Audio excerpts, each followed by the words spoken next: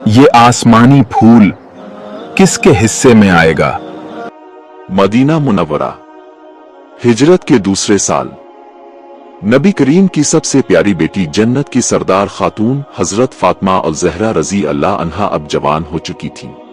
उनका चेहरा नबी करीम का चेहरा, उनकी आंखें उम्मुल मोमिनीन हजरत खदीजा रज़ी अल्लाह अन्हा की आंखें और उनका दिल अल्लाह की मोहब्बत से भरा हुआ। लेकिन एक सवाल सबके जहन में घूम रहा था, ये आसमानी फूल किसके हिस्से में आएगा? कुरैश के बड़े बड़े सहाबा ने रिश्ता मांगना शुरू कर दिया। सबसे पहले हजरत अबू बकर सिद्दीक रज़ी अल्लाह अन्हु ने, फिर हजरत उमर फारूक रज़ी अल्लाह अन्हु ने। दोनों जलील अल कद्र, दोनों जन्नत के बशारत याफ्ता। लेकिन हुजूर अकरम ने हर बार यही फरमाया, वो अभी छूटी है। क्या हुजूर नबी करीम का दिल किसी और के लिए महफूज था? क्या अल्लाह का कोई हुक्म आने वाला था? सबके चेहरे पर बेचैनी थी।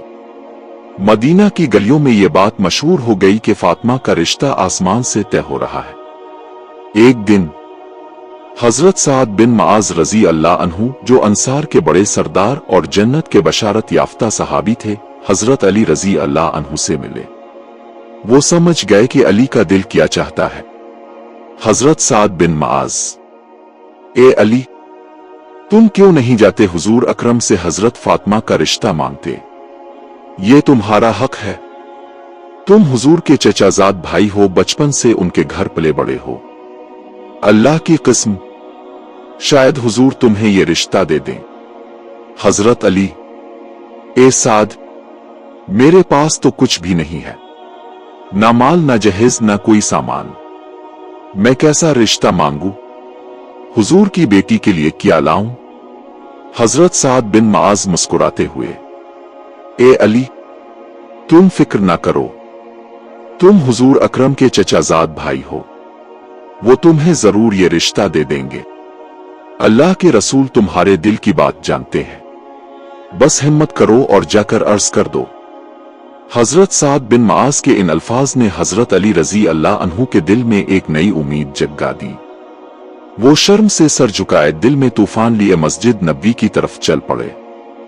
हजरत अली बिन अबी तालिब रज़ी अल्लाह अन्हु, जो हुजूर अकरम के चचाजाद भाई, बचपन से उनके घर पाले गए, गज़वा बदर के मुजाहिद, शुजाअत के पैकर, वो शर्म से सर झुकाए खड़े थे। उनके दिल में तूफान था, मगर ज़बान पर बस एक ही बात, ए अल्लाह के रसूल, मैं भी फातिमा का रिश्ता मांगता हूं। नबी करीम ने मुस्कुराते हुए फरमाया, मरहबा अली, तुमने मुझे बहुत खुश किया। नबी करीम का नूरानी चेहरा खुशी से रोशन हो गया। फिर हुजूर नबी करीम ने फरमाया, ए अली, अल्लाह ने मुझे हुक्म दे दिया है कि मैं फातिमा का निकाह तुमसे करूं। जिब्राइल अलैहिस्सलाम ने अर्श पर ऐलान कर दिया था, बैत अल ममूर में फरिश्तों ने ये निकाह पढ़ा था, और अब जमीन पर नबी करीम खुद ये निकाह पढ़ाने वाले थे। निकाह का दिन आया। हजरत अली रज़ी अल्लाह अन्हु ने अपनी ज़रा बीच कर महर तैयार किया। ज़रा 400 से 500 दिरहम में बेची गई। हुजूर नबी करीम ने यह रकम लेकर हजरत अबू बकर, सलमान फारसी और बिलाल रज़ी अल्लाह अन्हु को बुलाया और फरमाया, इससे मेरी बेटी के लिए खुशबू और घर की बुनियादी चीजें खरीद लो। जो कुछ खरीदा गया वो देखकर आज भी आंखें नम हो जाती है। एक चादर, एक बिस्तर, खजूर की छाल का एक चुकी, एक मशकीजा, एक तकिया, बस कोई सोना चांदी, महल, गुलाम, कुछ नहीं। हुजूर नबी करीम मस्जिद में मिंबर पर खड़े हुए, खुतबा पढ़ा, अल्लाह की हम्द की, रिसालत की गवाही दी।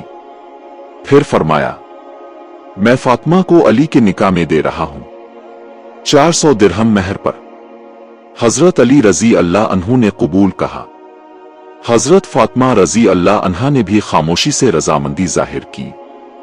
हुजूर नबी करीम ने दुआ की, ए अल्लाह, इन दोनों के दिलों को एक दूसरे के करीब कर दे, उनकी नस्ल को मुबारक कर दे। निकाह 2 हिजरी गज़वा बदर के बाद तकरीबन 624 ईस्वी में हुआ था। निकाह के वक्त हजरत फातिमा अल ज़हरा रज़ी अल्लाह अन्हा की उम्र मुबारक तकरीबन 15 साल और 5 महीने थी। जबकि हजरत अली अल-मुर्तज़ा रजी अल्लाह अन्हु की उम्र तकरीबन 23 से 25 साल के दरमियान थी। रुखसती ज़ी अल-हिज्जा के महीने में हुई। हुजूर नबी करीम ने खुद हजरत सल्लमा रजी अल्लाह अन्हा के घर से कुछ दिरहम लेकर हजरत अनस रजी अल्लाह अन्हु से फरमाया, खजूर, घी और पनीर खरीद लो। फिर नबी करीम ने खुद आस्तीने चढ़ाकर हलवा तैयार किया, चमड़े का दस्तरखान बिछाया। सहाबा को 10-10 के ग्रुप में बुलाया गया। सब खाते रहे मगर खाने में कमी ना आई। ये थी बरकत नबवी। रुखसती के वक्त हुजूर नबी करीम ने फातिमा का हाथ अली के हाथ में दिया।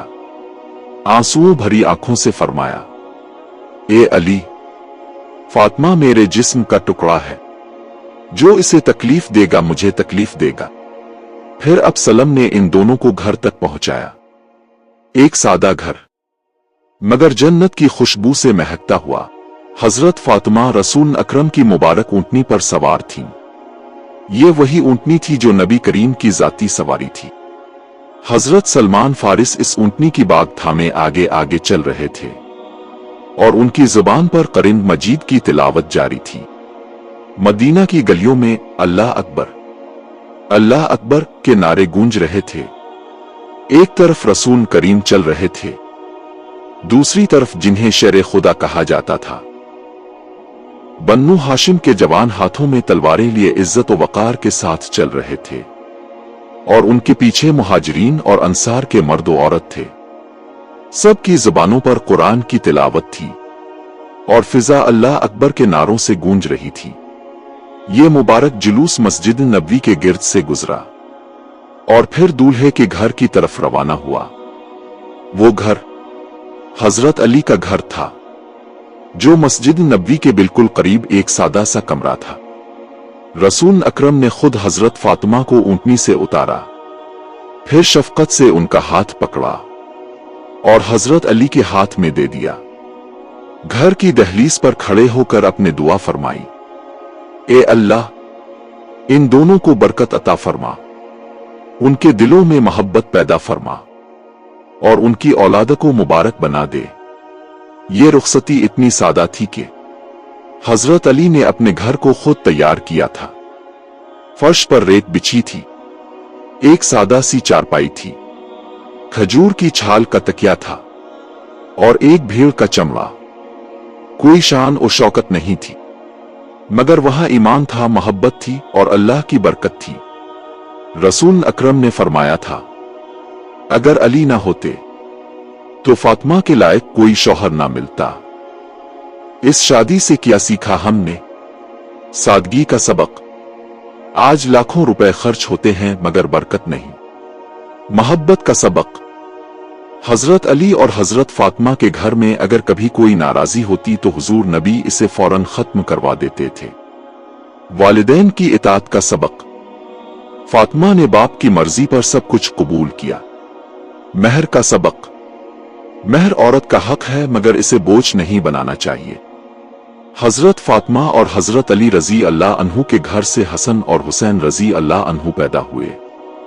आज भी उम्मत उन्हीं की नस्ल से फैज पा रही है। ए अल्लाह, हमारी शादियों को भी उनकी शादी जैसा मुबारक कर दे, सादगी, मोहब्बत और बरकत से भर दे। आमीन।